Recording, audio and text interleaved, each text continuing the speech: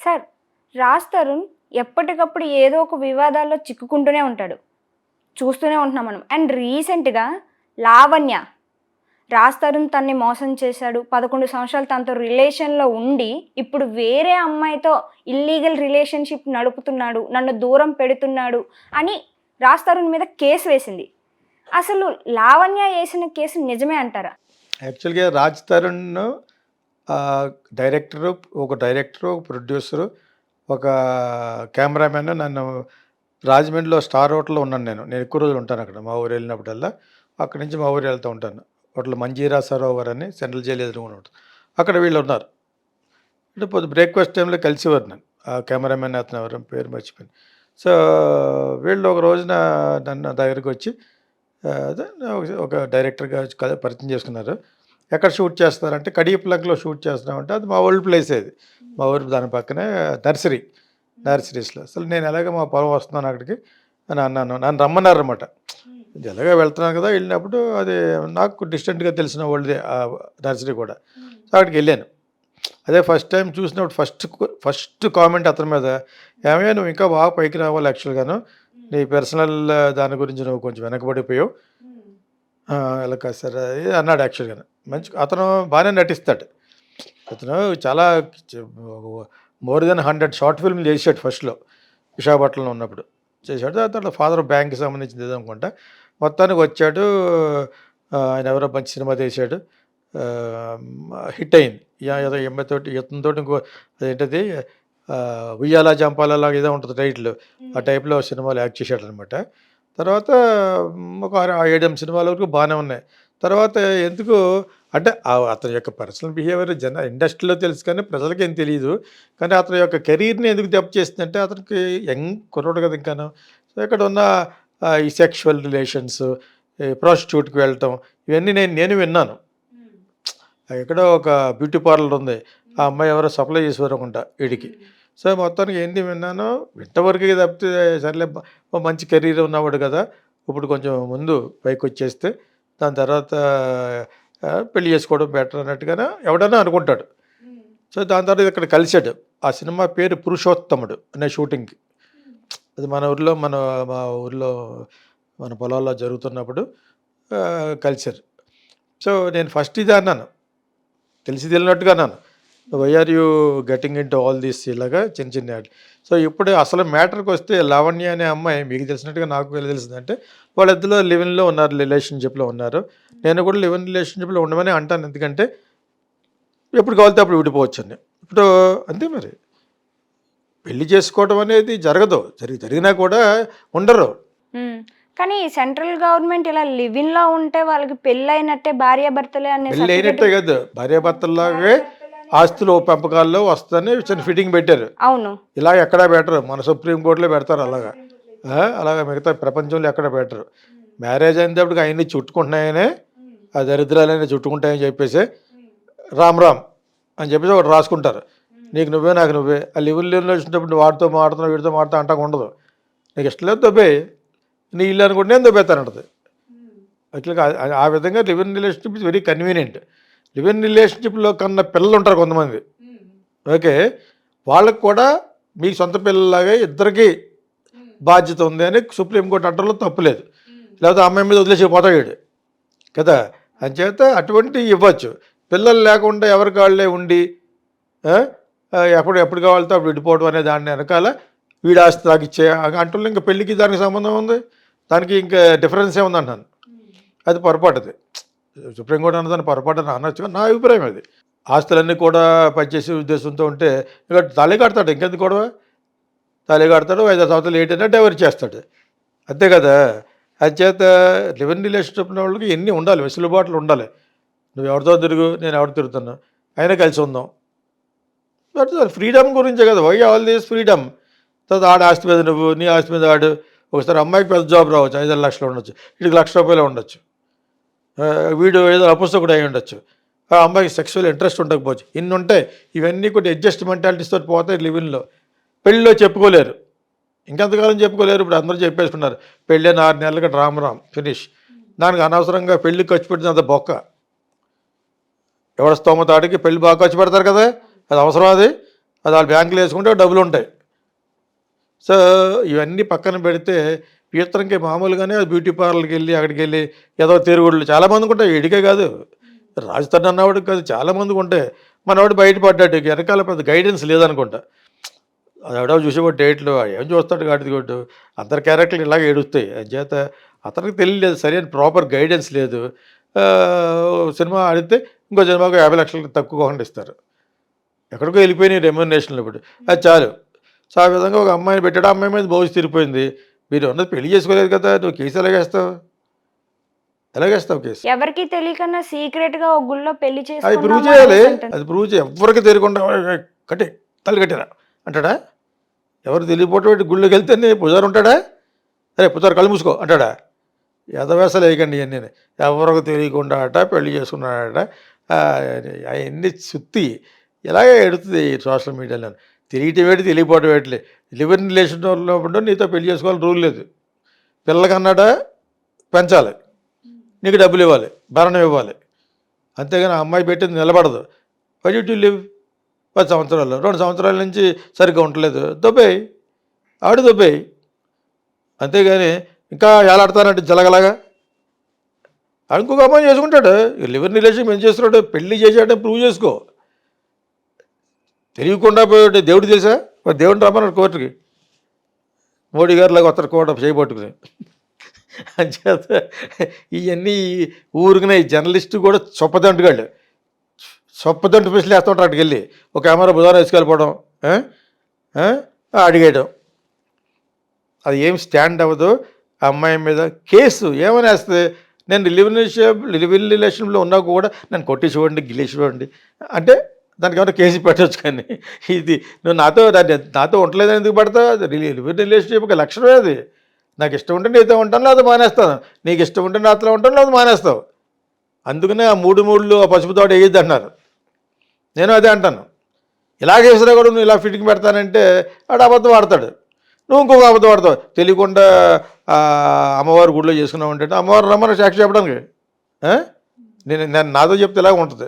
So that are all not nonsense. వాళ్ళిద్దరు చేసింది non సెన్సే. కాకపోతే అమ్మాయి పెట్టిన కేసు నిలబడదు. ఈయన రచ్చ చేసి రచ్చబండ గీల్చి ఇటు పరుగు తీసేసి మామూలుగానే పరుగు పోయింది అబ్బాయికి. యాక్చువల్గా మంచి యాక్టర్ అతను. సో నేను మొట్టమొదటి కలిసిన వెంటనే ఇదే అన్నాను. అడేదో చిన్న కార్యాలయంలో కూర్చొని మా పొలంలో ఉన్న దానికి వచ్చాడు. వస్తే ఏంటి నువ్వు ఇంకా బాగుండాలి ఎలాగైపోయాటి అన్నాడు. అనమాట. చూసి కూర్చున్నాడు పక్కన, మానిటర్ పక్కన ఏదో కూర్చున్నాడు. తర్వాత వెళ్ళి షార్ట్కి వెళ్ళాడు. అక్కడేమో మరి అంతకంటే కేవడుతో నువ్వేంటి బ్యూటీ పార్లర్కి వెళ్తున్నావు అని అన్నాం కదా. అంచేత అందరికీ అన్నీ ఉంటాయి. వాడో శ్రీ వయసుడు కాదు ఇక్కడ. ఆ వయసులో ఏ వయసులో ఉన్నవాళ్ళు అందరికీ ఉంటాయి. అందుకనే లివ్ ఇన్ రిలేషన్షిప్లో ఉంటే ఇష్టం వచ్చిన చేపు ఉంటారు, లేదా పోతారు. అయినా కూడా నేను వదలలోనే జలగలాగా వెళ్ళింది అనుకో తప్పది. ఇప్పుడు తనే అన్నాడు, ఒక 2 years నుంచి నాకు నాన్ కోఆపరేటివ్ మూమెంట్లో ఉన్నప్పుడు అమ్మాయి, నేను బెడ్ మీదకి రాను, దేవుడి దగ్గర కూర్చోను అది అంటుందట అని చెప్తున్నాడు మనోడు. ఇవన్నీ నమ్మశక్యంగా లేదు. నీకు ఇష్టం రానప్పుడు లేనప్పుడు ఒక్కరోజు కూడా బతకలేవు. నీ దారి నీది, నా దారి నాది. అంతేగాని ఇంట్లో ఉంటాక ఏమన్నా పెళ్ళవా? Live in relationships is not your wife and you are not her husband. అది తెలుసుకోరే ఇంకా మూర్ఖుల్లాగా ప్రవర్తిస్తారు. ఎందుకు? ఒక 4 రోజులు చూస్తారు, 4 రోజుల్లో అమ్మాయి పెద్ద ఇదిగా లేదు, లేదా నువ్వు అదిగా లేవు, ఇడిపోవడమే. అంతేగాని ఇంకా వేలాడతాను అనుకోవడం అనేది మూర్ఖత్వం. అతను చెప్పే దాంట్లో అదే పాయింట్. 2 సంవత్సరాల నుంచి నాకు ఏం బాగోలేదు, పొజిషన్ బాగోలేదు అని తను అంటుంది.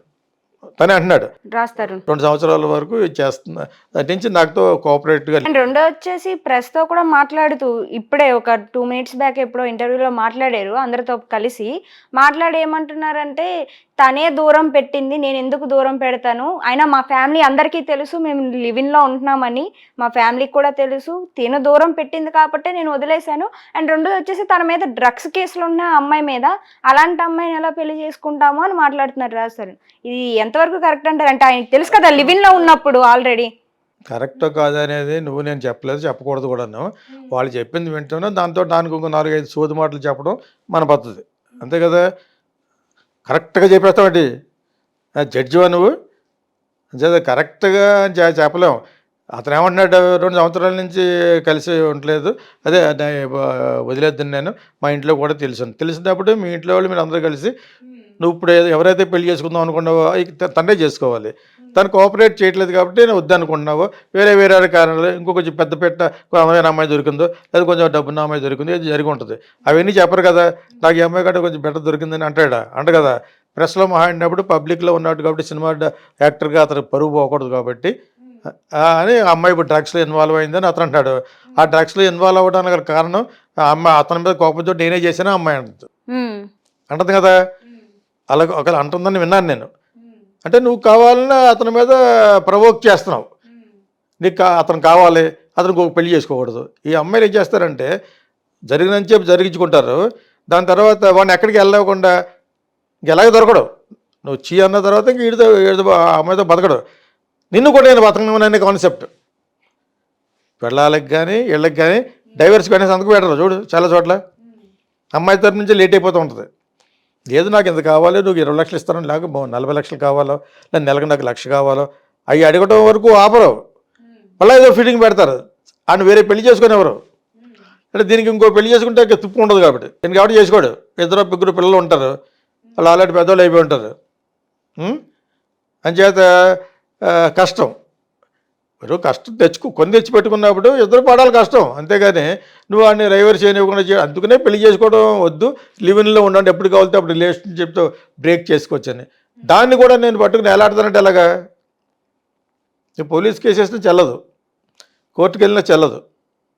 కోర్టుకు వెళ్తే నువ్వు అమ్మాయికి ఇంత డబ్బు ఇవ్వాలని ఏమన్నారు, ఎందుకంటారు పెళ్ళి ఇది, ఎందుకంటాడు ఏడ్ జడ్జి అంటాడు. అలాగా నీకు పిల్లలు పుడితే నీకెంత బాధ్యత ఉందో అతనికి అంతే బాధ్యత అని చెప్తాడు. అక్కడ అదే ఇచ్చింది కోర్టు.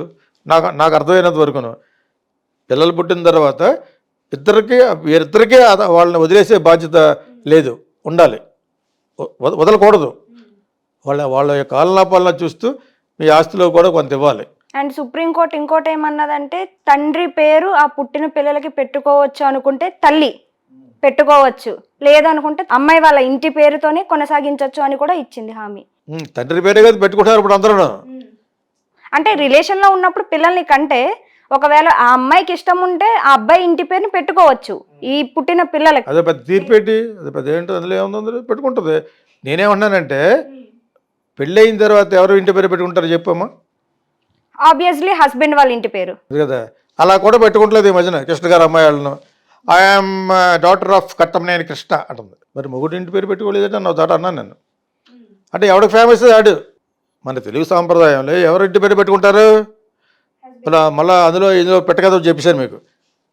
ఆ మంజులోనే అమ్మాయి, ఓకే నేను ఆ అమ్మాయికి ఎగ్నెస్ట్ కదా, కానీ మీ భర్త పేరు పెడితే ఆమె డాటర్ ఆఫ్ కృష్ణ అని అనొచ్చు.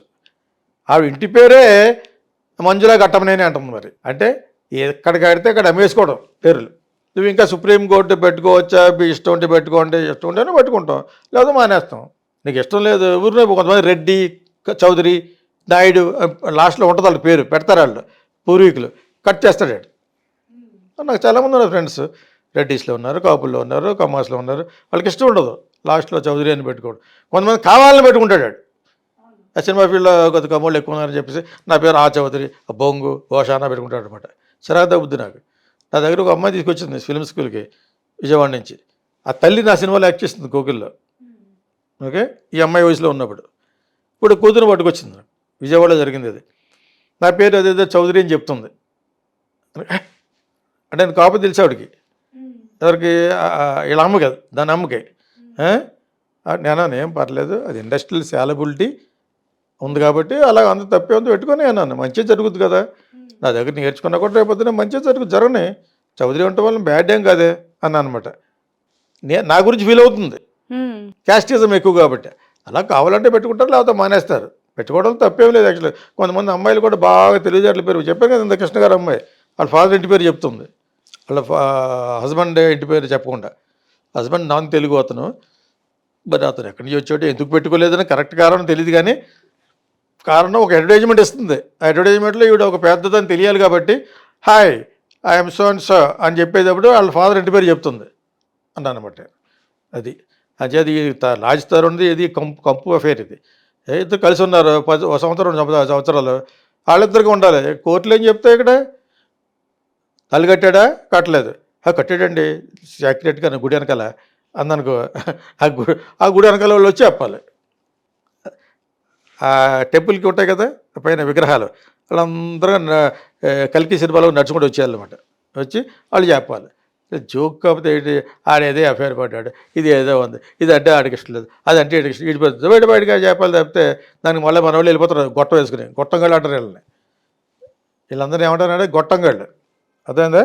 వీడేదో అడుగుతాడు, ఇంకా అంటే మామూలుగా బతకనివ్వకుండా అనమాట. వినాయక చవితికి పక్కన కూర్చోలేదు ఆడి అమ్మ. పెద్ద పెద్ద పెద్ద విశేషం పరిది. ఇలా ఉంటాయి. సో దీని గురించి మాట్లాడుకోవాలంటే ఇంకెంతైనా కామెడీ మాట్లాడుకోవచ్చు. లివ్ ఇన్ రిలేషన్షిప్లో ఉన్న వాళ్ళకి అధికారాల కోసం మాట్లాడే అధికారం ఉండదు. ఎప్పుడు ఉంటుంది? పిల్లలు కన్న తర్వాత ఉంటుంది. పిల్లలు కన్న తర్వాత. పిల్లలు కనకుండా ఇప్పుడు నాకు నీ ఆస్తుల సగం ఇచ్చేయంటదా? ఎందుకు ఇస్తాడు? ఎందుకు ఇస్తాడు? ఎందుకు ఇవ్వాలి?